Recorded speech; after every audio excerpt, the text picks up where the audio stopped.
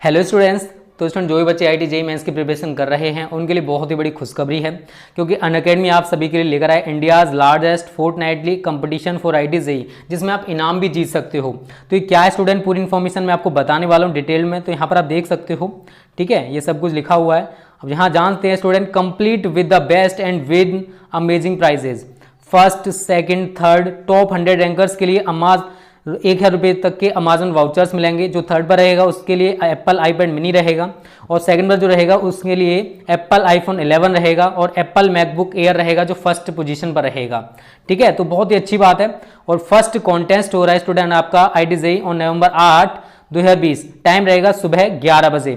यहाँ पर आप देख सकते हो 4 क्लास 11, 4 क्लास 12, 4 क्लास 13, 11 बजे से यहाँ पर पूरा डिटेल दे रखा है। और जो बच्चे इसकी जानकारी चाहते हैं, इस वीडियो के डिस्क्रिप्शन में लिंक है, वहां पर जाकर कर सकते हो और एनरोल कर सकते हो। और एनरोल करते टाइम स्टूडेंट आपको एक कोड डालना है, जो कि मैं आपको बताने वाला हूं। कॉन्टेस्ट फॉर्मेट रहेगा स्टूडेंट, 45 मिनट्स रहेंगी, 21 क्वेश्चंस रहेंगे। सेपरेट कंटेस्ट है ये फॉर 11, 12 एंड 13 के लिए। 3 सेक्शंस हैं, PCM, JEE scoring, fortnightly contest है, अल्टरनेट संडेज।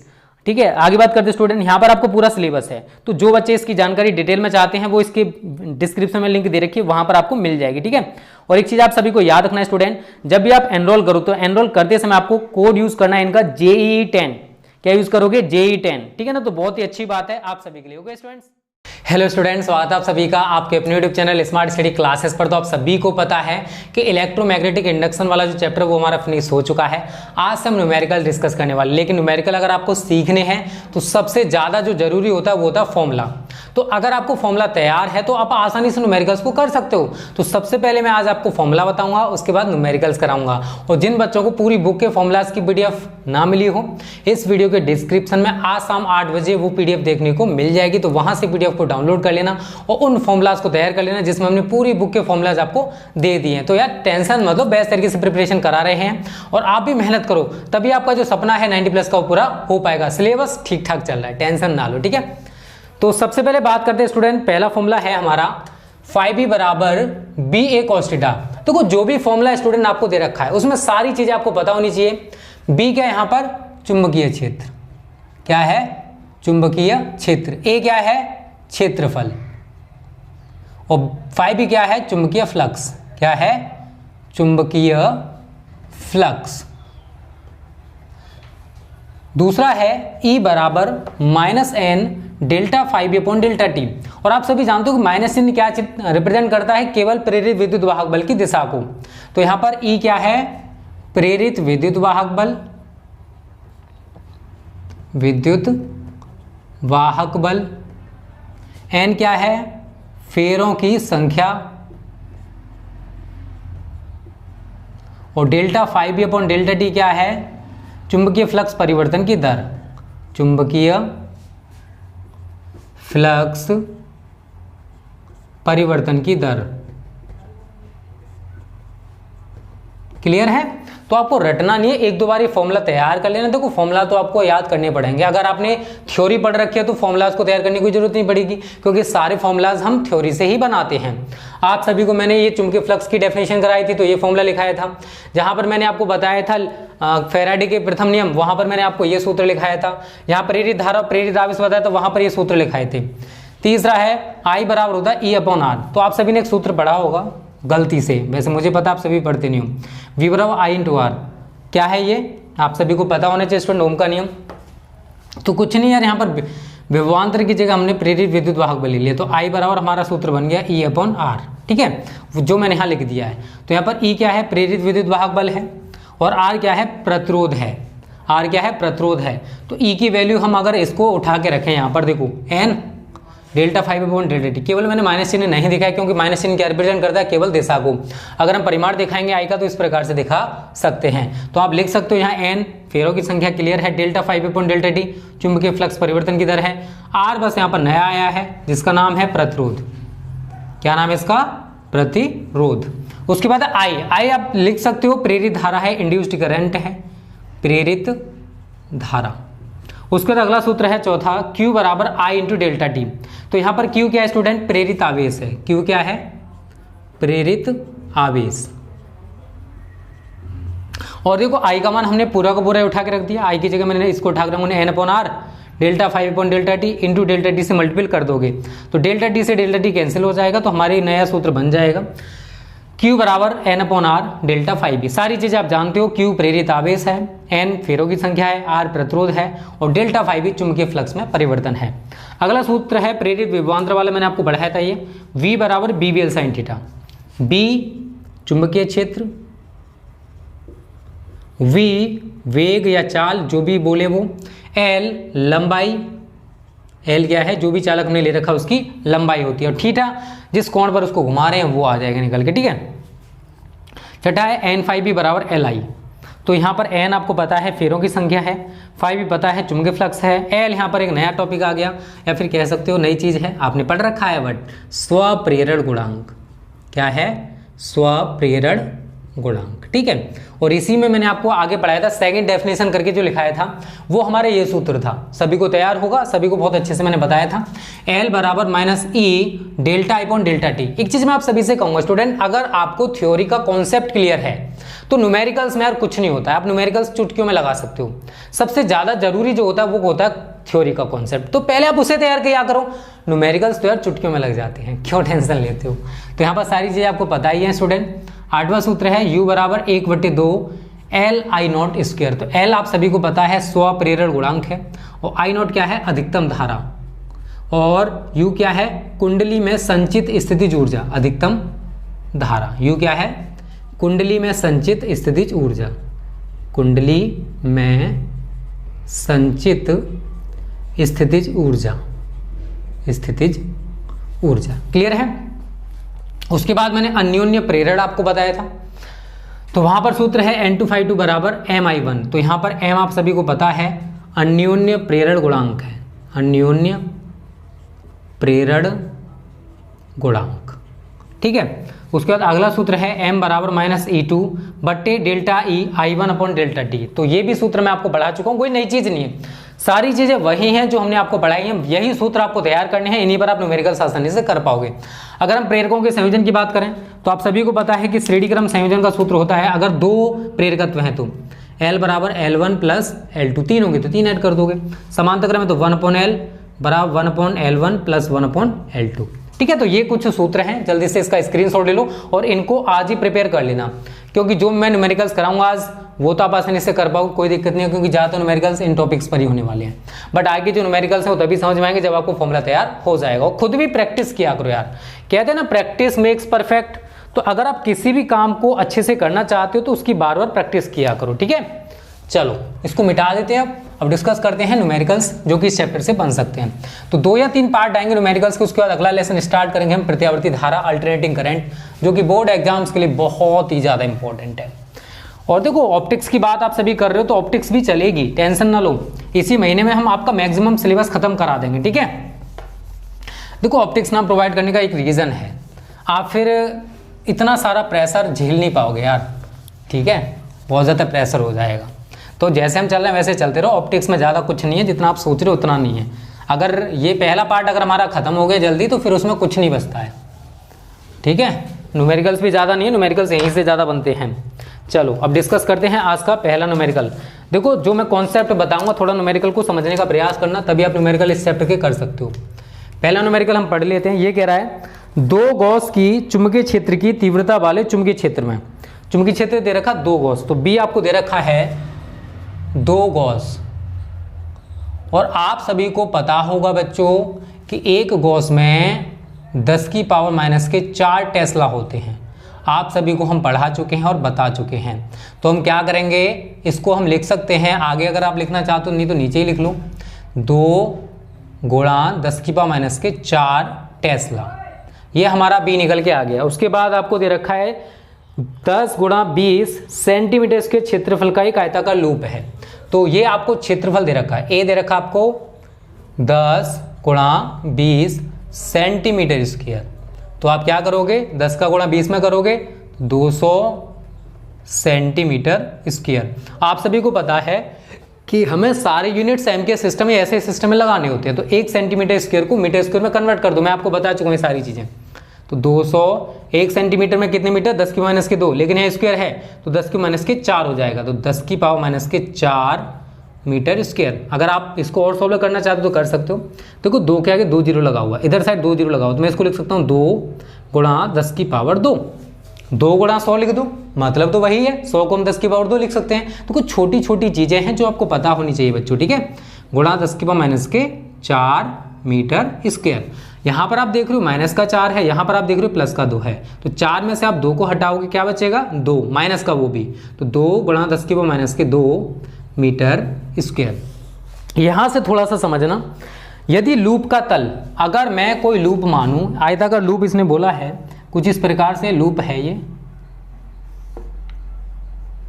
तो ये लूप का प्लेन हो जाएगा। तो लूप का जो तल है वो क्षेत्र से 60 डिग्री पर झुका है। अगर लूप का जो ये प्लेन है वो चुंबकीय क्षेत्र के साथ 60 डिग्री के कोण पर झुका है, तो मैं अगर बात करूं कि अगर इस पर हम कोई लंब डालेंगे लूप पर, तो ये कुछ इस प्रकार से होगा। लेकिन जो तल है, ये जो तल है, ये चुंबकीय क्षेत्र के साथ, अगर मैं चुंबकीय क्षेत्र कुछ इस प्रकार से दिखाऊं, समझने का प्रयास करना जो मैं आपको समझाना चाहता हूं। ये हमारा चुंबकीय क्षेत्र है जो कि इस लूप के तल के साथ, जो कि इस लूप के तल के साथ कितने डिग्री का कोण बना रहा है, 60 डिग्री। अब इसका मतलब क्या है, ये समझने का प्रयास करो आप सभी। देखो जैसे मैं बात करूं कि ये मेरा हैंड है, ठीक है, तो इस हाथ का ये लूप मान लो, आयताकार लूप मान लो, तो इसका जो ये प्लेन हो जाएगा, ये क्या है, इसका तल है। अब जो चुंबकीय क्षेत्र है इस तल के साथ कुछ 60 डिग्री का कोण बनाएगा। जैसे मैंने यहाँ पर देखा है ना, ये कुछ इस प्रकार से 60 डिग्री का कोण बन रहा है। लेकिन हम जो एंगल लेते हैं, अगर हम इस लूप पर कोई क्षेत्रफल दिखाएंगे, इस लूप का तल का क्षेत्रफल ऊपर की ओर होगा, तो ये हमने क्षेत्रफल वेक्टर दिखा दिया। तो लूप पर खींचा गया विलंब, अब ये लूप पर खींचा गया विलंब ये चुंबकीय क्षेत्र के साथ कितना कोण बना रहा है।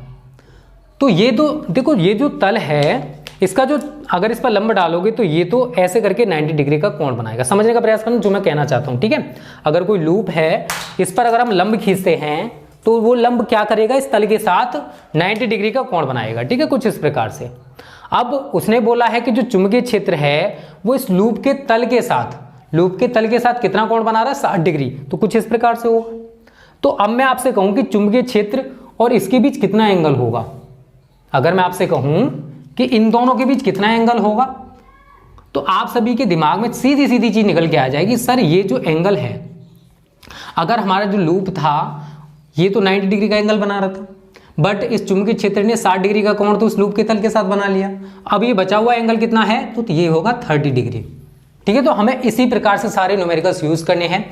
हमें लूप के तल से मतलब नहीं है, हम लूप के तल पर जो लंब डालेंगे हमें उससे मतलब होता है। तो ये जो लंब है ये चुंबकीय क्षेत्र के साथ 30 डिग्री का कोण बनाएगा, ना कि 60 डिग्री का। 60 डिग्री का कोण बना रहा है, लूप का तल बना रहा है, जिससे हमें कोई मतलब नहीं है, क्योंकि अगर हम इस लूप की बात करें तो इसका प्लेन ये रहा और इस पर हम कोई लंब डालेंगे वो ये रहा, ठीक है। अब ये इस चुंबकीय क्षेत्र के साथ, चुंबकीय क्षेत्र कुछ इस प्रकार से है, झुककर होगा। अब इस लूप के तल पर हमने जो लंब डाला है इसके बीच और चुंबकीय क्षेत्र के बीच कितना एंगल है, वो हो जाएगा 30 डिग्री, क्योंकि लूप का जो तल है ये चुंबकीय क्षेत्र के साथ 60 डिग्री का कोण बना रहा है। तो अब जो बचा हुआ एंगल है वो कितना बचेगा, 30 डिग्री का बचेगा। तो यहां पर आप थीटा इसी प्रकार से लिखोगे, theta is equal to 90 degree का कोण बनेगा लूप के तल और खींचे गए विलंब के साथ, लेकिन 60 डिग्री का इन दोनों ने आपस में बना दिया। तो कितना बचा हमारे पास एंगल, 30 डिग्री, ठीक है ना। इस टाइप से आपको सारे सवाल करने हैं, आपको कोई दिक्कत नहीं आएगी। 1-2 सवाल देख लो सही तरह। हमने सूत्र पढ़ रखा है phi b बराबर BA cos थीटा। B देखिए जरा कितना है, 2 गुणा 10 की पावर माइनस के 4। A देखिए जरा कितना है, 2 गुणा 10 की पावर माइनस के 2, ठीक है, इंटू cos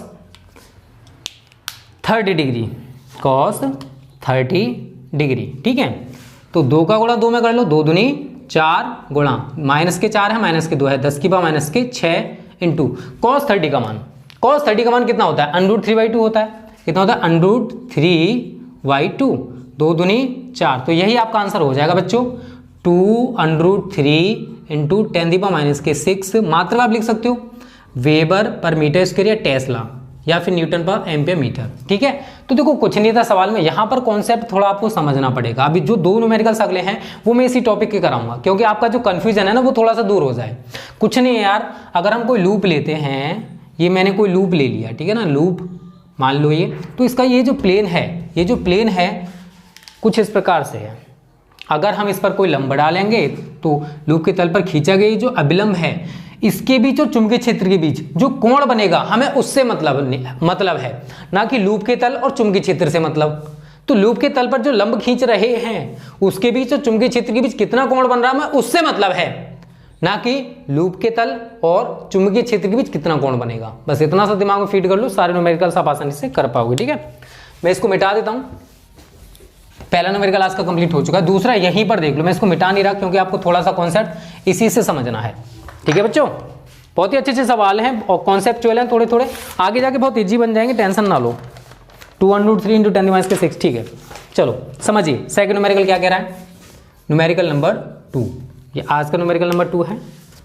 देखिए जरा, ये कह रहा है कि एक आयताकार लूप जिसकी माप आपको दे रखी है 0.040 मीटर इंटू 0.050 मीटर। ठीक है, तो ये आपका एरिया निकाल सकते हैं इससे। ए बराबर 0.040 मीटर इंटू 0.050 मीटर। क्लियर है बच्चों, तो आप इनका मल्टीपल कर लेना 0.040 इंटू 0.050। अब ये हो जाएगा आपका मीटर स्क्वायर, क्योंकि मीटर का मीटर में आप मल्टीपल कर दोगे। अगर आप सिंपल करना चाहते हो तो यहाँ से पॉइंट हटाओगे, कितने के बाद पॉइंट है 1 2 3 10 की पावर 3, और यहाँ से पॉइंट हटाओगे तो गुणा 10 की पावर 3। आपको बता रहा हूँ इजी करना है। तो अगर आप आगे मल्टीपल करो 40 गुणा 50 और इस पावर को ऊपर लेके जाओगे तो गुणा 10 की पावर -6 मीटर स्क्वायर। अगर और सिंपल करना चाहते हो तो वो भी कर सकते हो। 2 जीरो हैं तो 2 पावर कम कर दो, 4 पंजे 20 गुणा 10 की पावर -4 मीटर स्क्वायर। ये बच्चों वाली बातें हैं जो आपको छोटी छोटी चीज़ें पता होनी चाहिए। और सिंपल करना चाहते हो तो 1 जीरो हटा के 1 पावर और कम कर दो, तो 2 गुणा 10 की पावर -3 मीटर स्क्वायर। ठीक है, तो इजी कैलकुलेशन करना सीखो, क्योंकि अगर आप इसी को यूज करते आगे तो दिक्कत हो जाती है आपको। 0.80 वेबर पर मीटर स्क्वायर, तो बी आपको दे रखा है इसने 0.80 वेबर प्रति मीटर स्क्वायर। के, अब यहां से समझना, के एक समान ऊर्ध्वाधर चुंबकीय क्षेत्र, के एक समान ऊर्ध्वाधर चुंबकीय क्षेत्र में स्थित है। क्लियर है, कोई दिक्कत नहीं है। लूप में से गुजरने वाला चुंबकीय फ्लक्स ज्ञात करना है, जबकि लूप का तल क्षैतिज है। लूप का तल अगर हम चुंबकीय क्षेत्र की बात करें तो वो तो ऊर्ध्वाधर है। ऊर्ध्वाधर मतलब ऊपर की ओर है इस तरीके से, और जो लूप का तल है वो इसके क्षैतिज है। लूप का तल क्या है वो समझने का प्रयास करिए आप सभी। लूप का तल है इसके क्षैतिज। आप एक चीज बताइए आप सभी,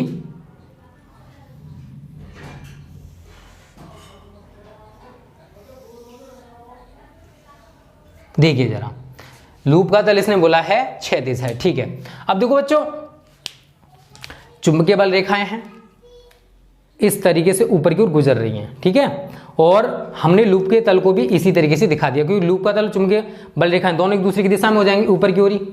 अब आप ऐसे मत देखना कि ये 90 डिग्री का एंगल बना रहा है। ठीक है, ऐसे नहीं देखना आप सभी को।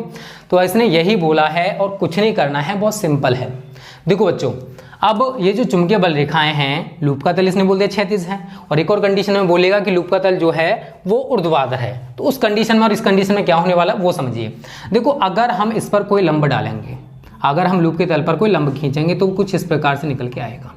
तो लूप का तल पर खींचे गए लंब और ये जो चुंबकीय बल रेखाएं हैं, तो इनके बीच कितना एंगल बन रहा है, थीटा बराबर बन रहा है 0 डिग्री। थीटा बराबर कितना बनेगा 0 डिग्री, क्योंकि देखो अब इसने चुंबकीय बल रेखा, उसने बोला है ऊर्ध्वाधर चुंबकीय क्षेत्र है, उसने और कुछ नहीं बोला है।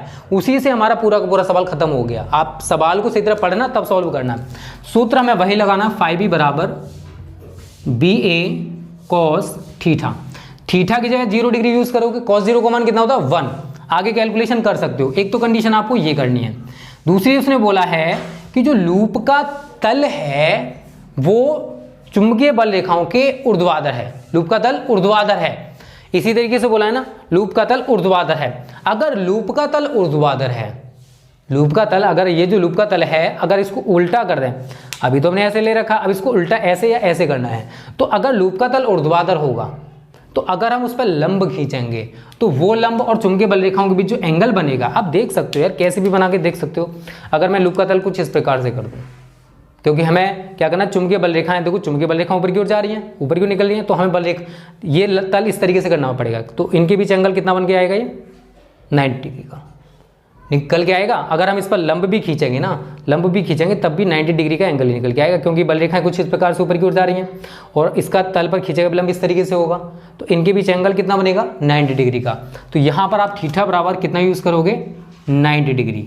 तो फाइव बी बराबर बी ए कॉस 90, कॉस 90 का मान कितना होता है 0। तो सवालों में कुछ नहीं बच्चों, बहुत ईजी है, बस वही चीज़ समझनी है कि ऊर्ध्वाधर दे रखा है, चुंबकीय क्षेत्र किस प्रकार से दे रखा है। तो दोनों सवाल खत्म हो चुके हैं, जल्दी से इसका स्क्रीनशॉट ले लो और उम्मीद करता हूं आपको समझ में आ गए होंगे। किसी भी बच्चे को अगर इन क्वेश्चंस में डाउट है कमेंट कर देना, डिसलाइक मत करना, फिर दोबारा से क्लियर करा दूंगा अगली वीडियो में, टेंशन मत लो बस, ठीक है। तो इसको मिटा देता हूं। अब डिस्कस करते हैं अगला न्यूमेरिकल, जिसमें आपसे 3 चीजें पूछने वाला है। वो 3 पॉइंट्स हैं, चीजें तो कुछ नहीं यार, एक ही चीज पूछेगा 3 बार, बस वहां पर एंगल थोड़ी थोड़ी चेंज कर दिए, जैसे यहाँ पर 2 पूछी है वहां पर 3 कर देगा। देखिए न्यूमेरिकल नंबर 3, कैलकुलेशन कर लेना एक की, ठीक है।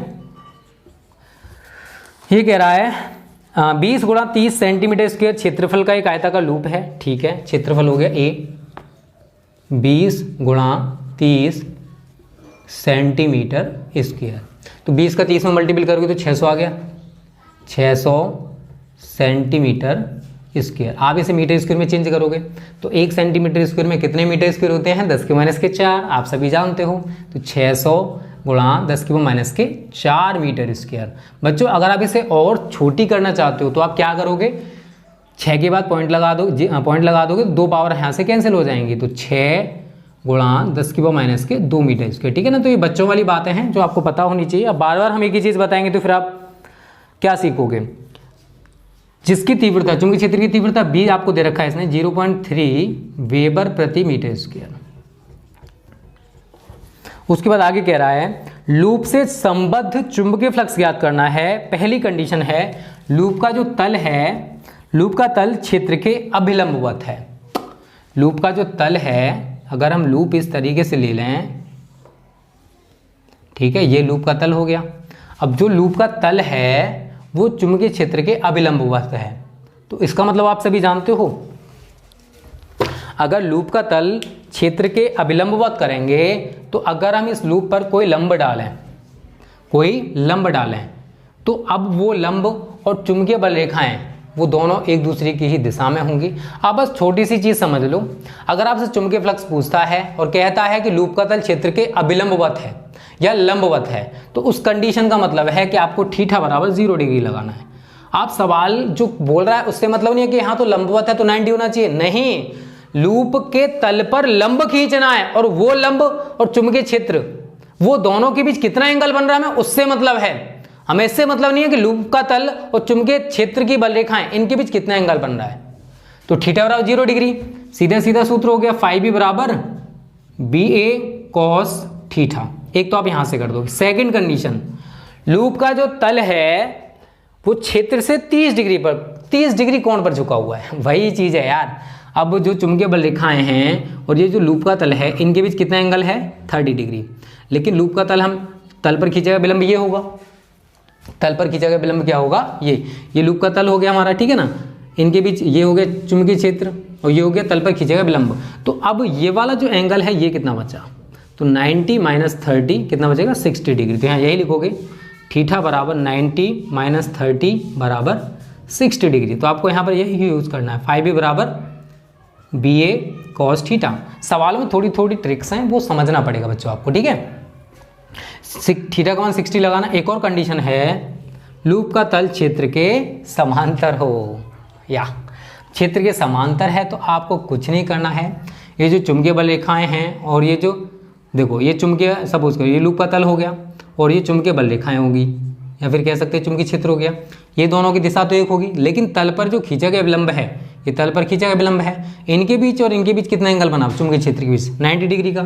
तो थीटा बराबर आप यहाँ पर कितना यूज़ करोगे 90 डिग्री। तो फाइव बी बराबर बी ए कॉस 90, कॉस 90 का मान कितना होता है 0, तो ये सारी वैल्यू आपकी 0 निकल के आ जाएगी। तो इस तरीके से स्टूडेंट इन सवालों को आप आसानी से कर सकते हो। तो जल्दी से इसका स्क्रीनशॉट ले लो, ठीक है। तो देखो आज तो बस इतना ही रहने दो, पहले आप कॉन्सेप्ट समझने का प्रयास करना और इस टाइप के जितने भी सवाल आपको मिले, चाहे मॉडल हो, अनसॉल्व हो, कुछ भी हो आपके पास, वहां से कर सकते हो। तो स्टूडेंट आज की वीडियो कैसी लगी कमेंट करके बताना, अच्छी लगी तो वीडियो को लाइक और शेयर कर देना। Okay students, thank you. जय हिंद, जय भारत।